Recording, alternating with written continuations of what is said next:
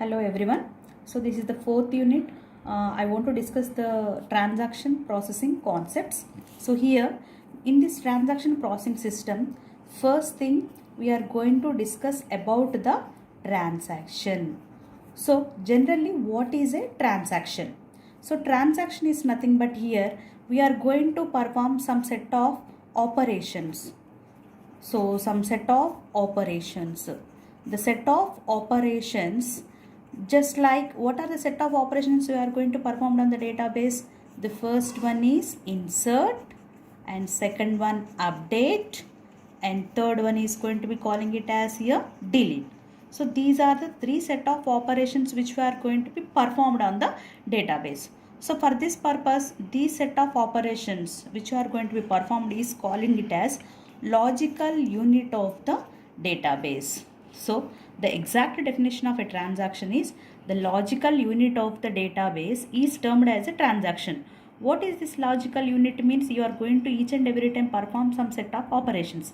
Like these are the different set of operations we are going to be performed on the database. And then what is a transaction processing system? In real time where we are going to use this transaction concepts.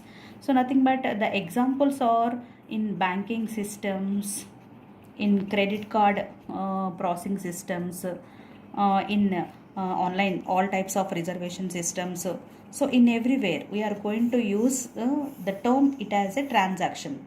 So for this purpose, the general and exact definition of transaction is nothing but the logical unit of the database. Means you are going to perform some set of operations like insert, update and delete. These are the different types of operations performed on the database. Then next one is, what are the states of transaction? What are the different states of transaction? The different states of transaction is nothing but, first the transaction is going to be started. So generally it may be calling it as start or begin. So let us take for example, T is a transaction, is going to be started. Then automatically you may calling it as T start. The transaction T is going to be started.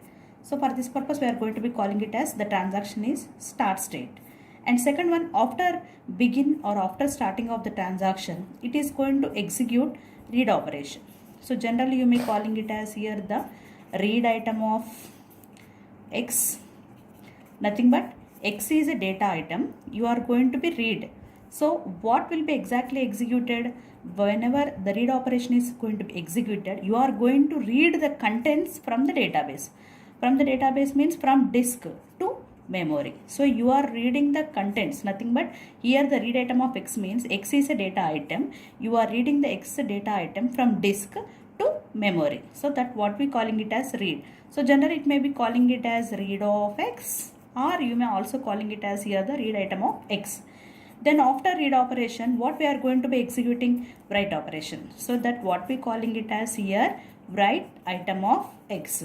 So write item of X means here the contents which are going to be transferred after the operation, after the change of the data value, then automatically the change data value can be propagated or can be transmitted to the disk.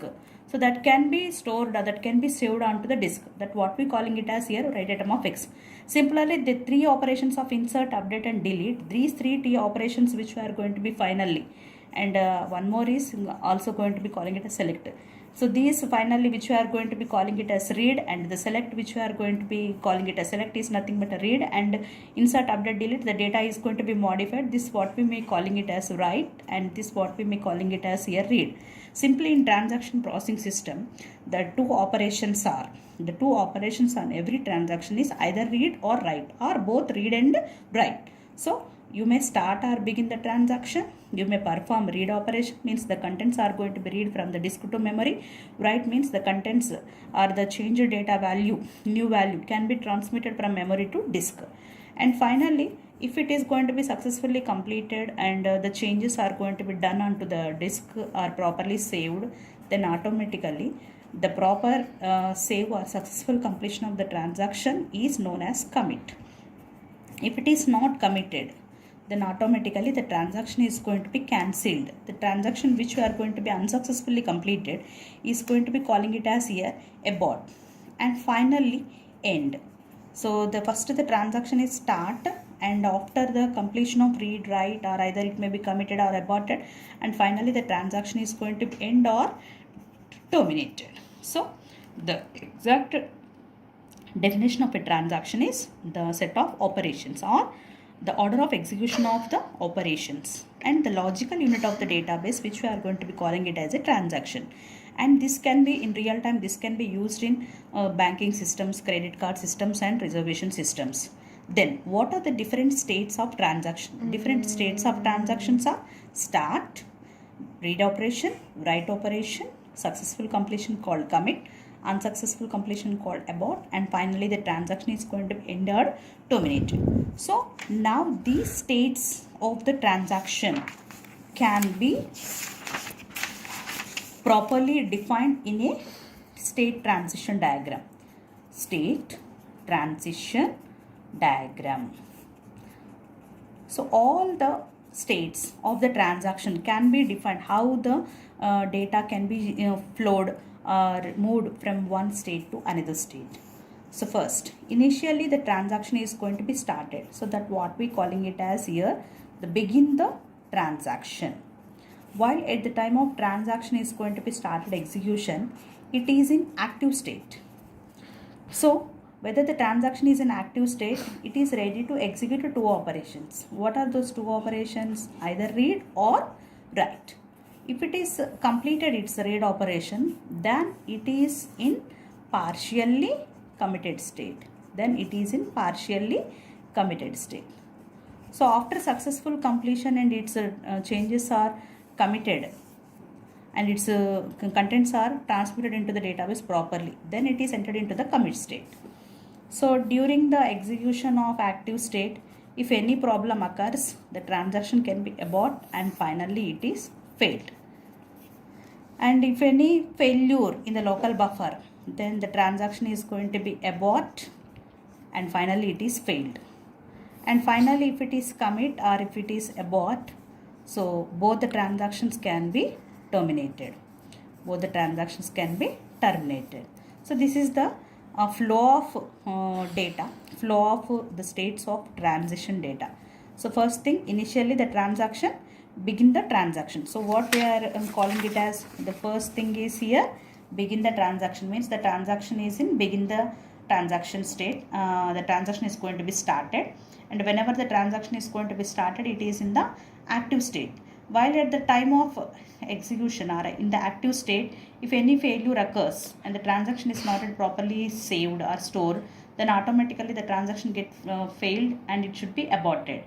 So then if it starts its read and write operations, if it starts its execution read and write operations, then automatically the transaction is in partially committed state.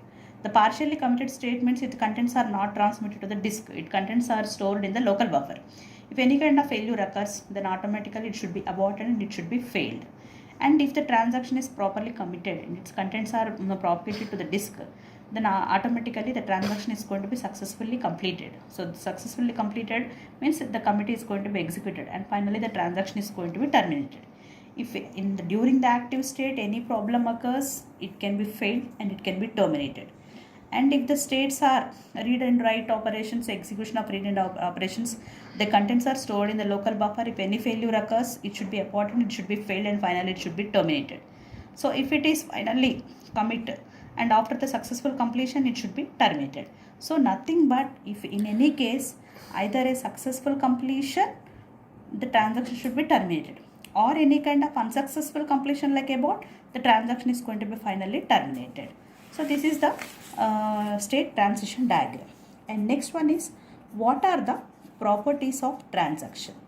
What are the properties of transaction? Generally the properties of transaction, which we may calling it as the ACID properties. A for atomicity, C for consistency, I for isolation, and D for durability. So these are the four different types of properties of the transaction. So generally the term we may calling it as the ACID properties. A for atomicity, C for consistency, I for isolation, and D for durability. Atomicity. Atomicity means if whether a transaction is going to be started, whether if the T1 transaction is going to be started, and the T1 transaction should be either commit or the T1 transaction should be either abort.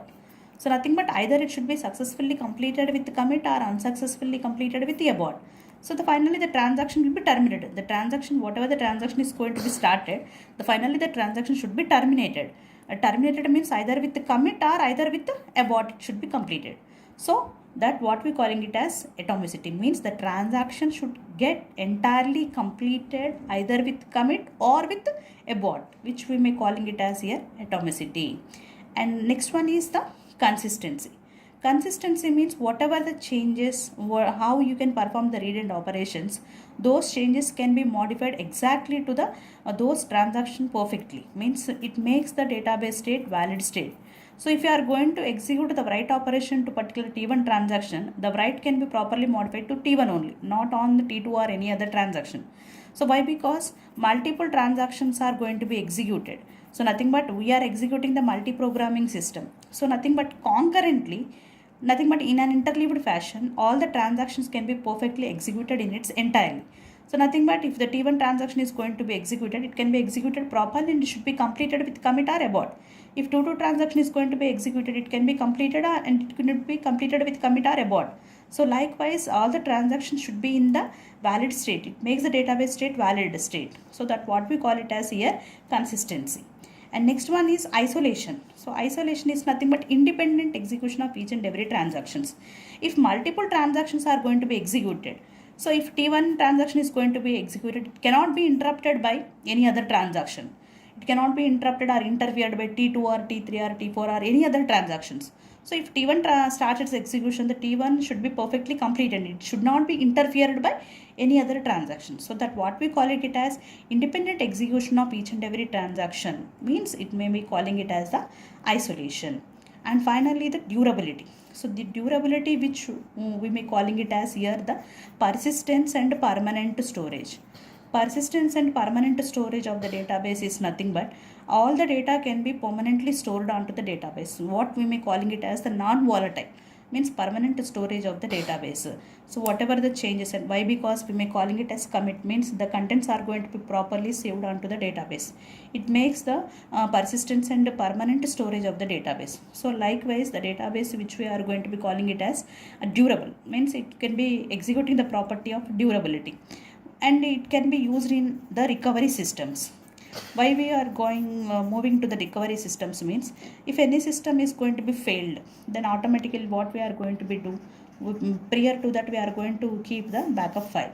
So by using this backup file, you can make the system from the failed system to working state. So nothing but you can restore by restoring the backup files, you can keep the failed system into working state. So for this purpose, in order to use those backup files in recovery systems, you are going to keep whatever the transactions you are going to be executing, which transaction is performing read, which transaction is executing write, all those can be stored in a permanent database systems. That what we calling it as here the durability. So these are the different types of properties of transactions. So these are the 4 topics, introduction topics.